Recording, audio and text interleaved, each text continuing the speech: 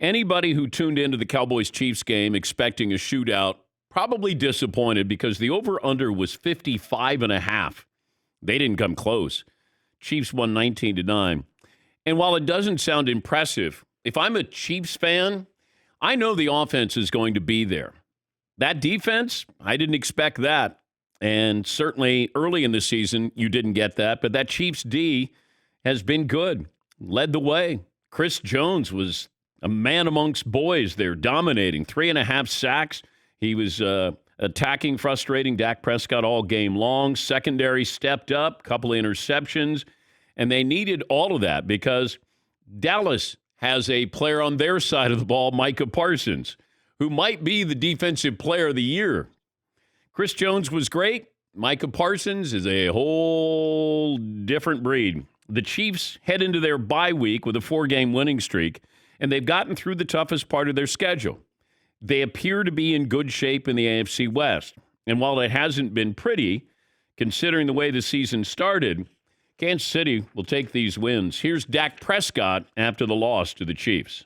It's tough. I mean, it's a good D-line. They did a good job, and they got us tonight. They got the best of us. I think it started up there, but started in our communication and us just executing out wide when we had a chance to make plays, missed a throw early. All of us can take part in this loss and be accountable for everything that happened out there. Kansas City Chiefs head coach Andy Reid was asked, was this a statement win? Every week is like crazy in this league, so I'm not sure there any statement. There's not a lot of consistency going on right now, amongst the NFL here. Every week is a big-time challenge. It's what the league strives for, parity in this league, and we're no different. So we've got to just keep our nose to it. We haven't proven anything yet. You talk about all of it after the season. Go find an island and go lay around and tell everybody about it. But right now, not so much, man. Okay. Can't imagine Andy Reid on an island just laying around, but I like the visual. All right, McLevin, what's poll question today? Okay, what is the most concerning NFL loss of the weekend? The Bills lose to the Colts. Okay. Cowboys lost to the Chiefs. The Titans losing to the Texans. The Packers lost to the Vikings, in part concerning because Rodgers came out hurt. Mm-hmm. And the Seahawks losing to the Cardinals. Rodgers was already bothered by the sore toe, and he said it's really, really sore now. He played brilliantly. That was a wonderful game. That was crazy great. And Kirk D. Cousins putting up great numbers. Seahawks losing to the Cardinals, I'm not surprised. I think the reaction to Pete Carroll surprised me a little bit. Like he somehow thinks his team is better than what they are, and that he walked off the podium. He eventually came back, but they're non-threatening. The Titans losing to the Texans, it's one of those where you go every week. Every week there's one or two games where you go, I can't explain that. The Titans dominated the ball, yards, but Tannehill throws 4 interceptions and keeps the Texans in the game. The Cowboys lose to the Chiefs. I'm not surprised at that. I think in the manner they lost to them, I am. Bills losing to the Colts might be the most concerning one because I think we wanted to anoint the Bills. When the season started, most of your Super Bowl predictions included the Bills.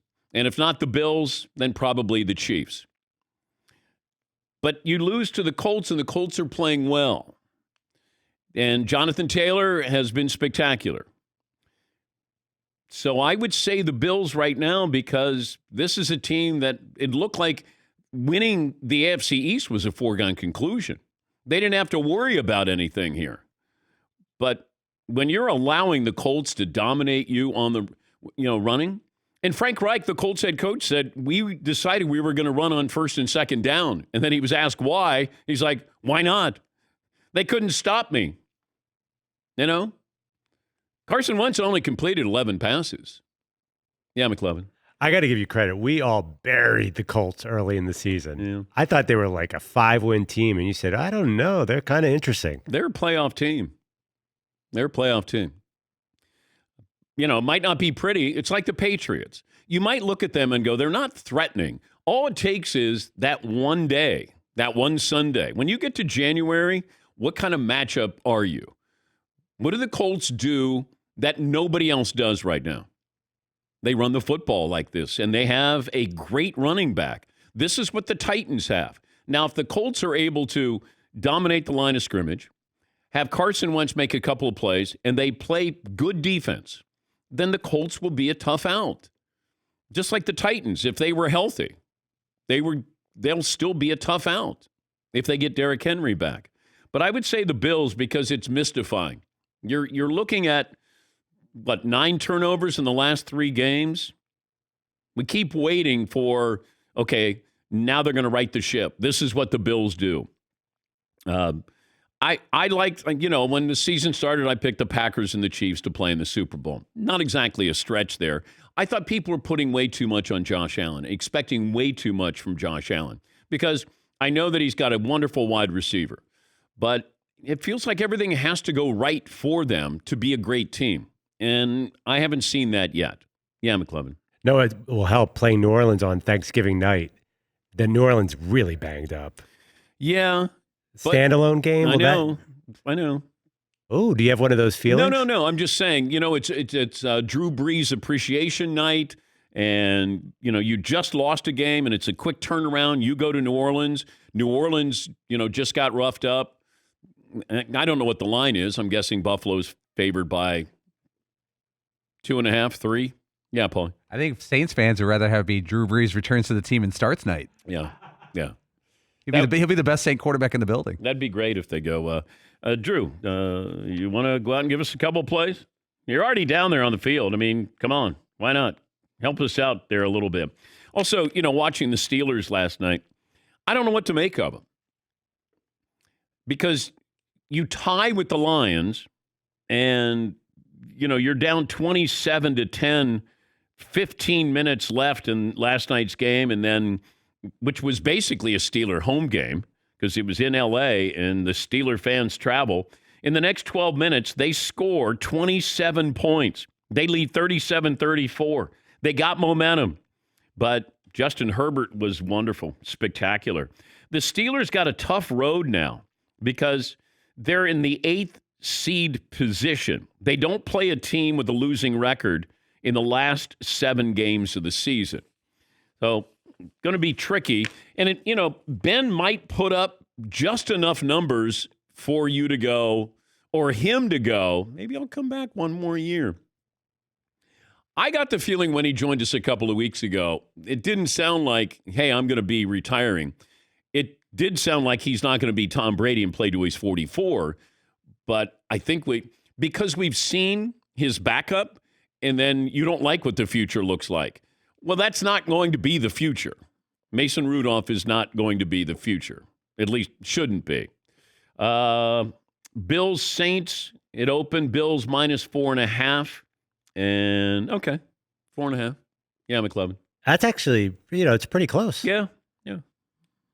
But the Saints need Kamara on the field, by the way. Yeah, they do. The Eagles got handed a win yesterday. Yes. Yeah, and everyone's all hyped on the Eagles now. I don't know.